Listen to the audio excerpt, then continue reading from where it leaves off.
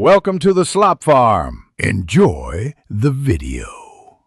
You start by gathering essentials: the app package name, existing key store, and Google Play console access. Once you have those, verify your environment, Android SDK and JDK 11 or newer, plus key tool on path.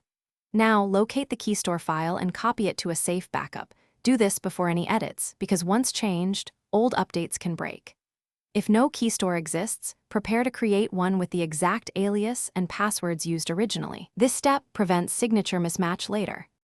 Next, you inspect and act. Run keytool list to view aliases and SHA fingerprints. This confirms the key matches Play records. If the original key is irretrievable, request Google Play app signing enrollment or key reset. This lets Play re-sign future releases while preserving installs. Once you have a key, export SHA-1 and SHA-256 fingerprints for API integrations and Firebase. Make sure to record alias names and passwords securely. Finally, apply changes. Upload the new key or confirm Play app signing settings in the Google Play console, then build a signed APK or AAB with that key store. Install it on a test device to verify updates install over existing app versions. This proves signatures match.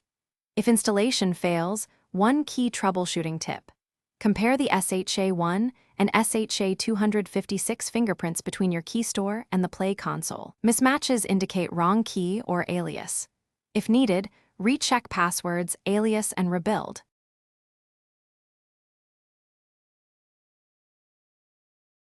Thanks for watching. Consider subscribing if we helped you today.